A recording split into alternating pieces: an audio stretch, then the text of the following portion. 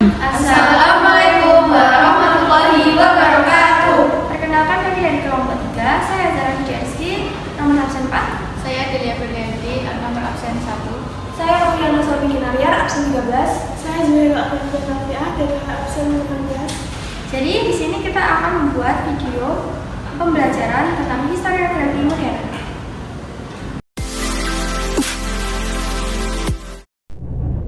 Latar belakang terjadinya historiografi modern.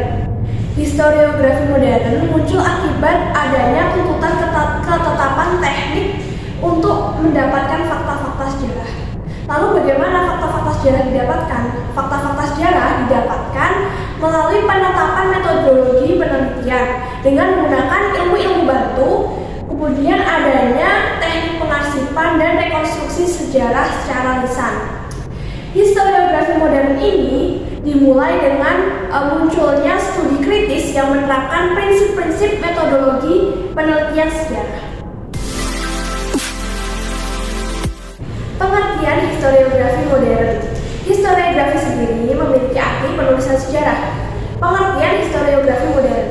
Historiografi modern memiliki arti yaitu penulisan sejarah yang menggunakan metodologi atau cara analisis kritis yang memiliki pedoman yaitu prinsip sejarah sebagai ilmu.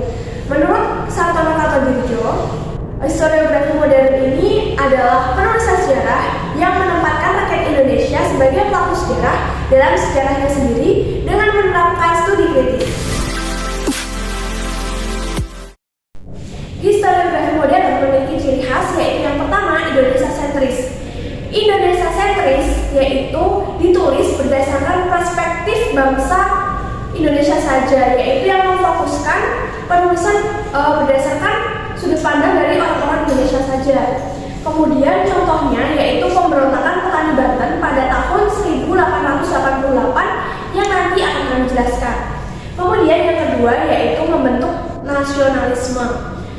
Menurut Muhammad Yamin, tujuan dari historiografi modern ini akan membangkitkan rasa cinta tanah air, bangga terhadap tanah air, dan dapat menentukan atau membentuk identitas suatu bangsa. Kemudian Insinyur Soekarno dalam bukunya yang berjudul Jas Merah ada kalimat yang berbunyi seperti ini: jangan sekali-kali meninggalkan sejarah. Yang maksudnya dari sebuah sejarah itu kita akan mengambil sebuah pelajaran yang akan kita gunakan di masa depan nanti. Jadi dari suatu sejarah kita dapat belajar lebih baik lagi dan dapat membangun nasionalisme. Kemudian yang ketiga, tidak hanya berpusat pada tokoh-tokoh besar saja, melainkan juga pada peran rakyat. Misalnya, peran perempuan pada saat pergerakan nasionalisme, peran petani dan buruh. Kemudian ciri-ciri lainnya yaitu bersifat metodologis. Sejarah diwajibkan menggunakan kaidah-kaidah ilmiah. Yang kedua, bersifat kritis historis. Dalam penelitian sejarah menggunakan pendekatan multidimensial, pendekatan yang menggunakan teori-teori cabang ilmu sosial lainnya. Yang ketiga, sebagai kritik terhadap historiografi nasional. Lahirnya sebagai kritik terhadap historiografi nasional yang dianggap memiliki kecenderungan menghilangkan unsur asing dalam proses pembentukan keindonesiaan. Yang keempat, munculnya peran-peran rakyat kecil. Pembahasannya dari masa sebelum datang Hindu-Buddha sampai masa reformasi. Kelebihan historiografi modern yang pertama, kebenarannya itu lebih dari sudut pandang. Historiografi modern ini pandangannya itu bukan hanya mengacu pada satu orang, melainkan banyak orang. Yang kedua, bersifat kritis. Historiografi lebih mudah dalam menjabarkan pendapat orang lain tentang historiografi modern. Yang ketiga, memiliki ruang lingkup sejarah. Historiografi modern tidak terpaku pada ruang lingkup itu saja, melainkan memiliki ruang lingkup yang lebih luas. Yang terakhir, melibatkan peran rakyat kecil. Historiografi mengungkapkan dinamika kehidupan masyarakat dari berbagai aspek kehidupan. Kelemahan historiografi modern adalah 1. Penulisan sejarah cenderung kaku dan kurang fleksibel atau tidak bebas, belum mampu menjelaskan sejarah secara optimal. 2. Terpaku metodologi sejarah. Apa sih metodologi sejarah itu? Metodologi sejarah adalah bagaimana cara mengetahui, mengenali langkah-langkah sekaligus wawasan teori yang berkenaan dan penulisan sejarah.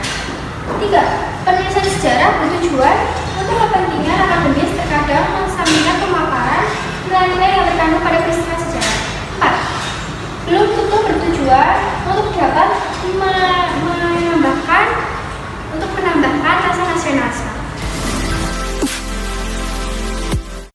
Contoh historiografi modern yaitu Pemberontakan Petani Banten 1888 oleh karya Kardijo Sartono dan Revolusi Pemuda oleh karya Benix Anderson. Historiografi modern tentunya sudah berkembang sesuai dengan zaman. Historiografi masa kini sudah semakin objektif dan kritis terhadap suatu peristiwa sejarah. Pemberontakan Petani Banten 1888 dilatar belakangi oleh konflik tanah, pemasaran tenaga kerja, wabah penyakit, dan bencana. Namun, konflik ini melebar pada isu agama karena beberapa pemimpin pemberontakan dikenal sebagai ulama dan haji. Contoh historiografi modern yaitu pola sosial politik. Revolusi Indonesia itu menyimpan dari pola-pola sosial politik revolusi modern lainnya, dan bahwa pecahan revolusi Indonesia tidak dapat diterangkan secara baik melalui analisis pusat daya dorong kekuatan revolusi pada tahap pertama. Perjuangan merebut kemerdekaan itu terutama dan terletak di tangan pemuda Indonesia. Faktor-faktor kebudayaan tradisional dan sifat penduduk Jepang telah memengaruhi kesadaran politik golongan pemuda ini, terutama pandangan mengenai posisi mereka dalam perjuangan nasional dan perubahan sosial. Kesimpulan dari video yang kami buat, yang pertama membahas tentang pengertian historiografi modern. Artinya yaitu penulisan sejarah yang menggunakan metodologi atau cara analisis kritis yang memiliki pedoman pada prinsip sejarah sebagai ilmu. 2. Ciri-ciri historiografi modern. 1. Metodologi. 2. Historis. 3. Membangun nasionalisme. 4. Indonesia sentris. 5. Munculnya peran rakyat kecil. 3. Contoh historiografi modern adalah pemberontakan petani Banten pada tahun 1888. Sekian video kami, apabila ada kekurangannya mohon dimaafkan dan semoga kalian semua bisa mengambil manfaat dari video yang kami buat.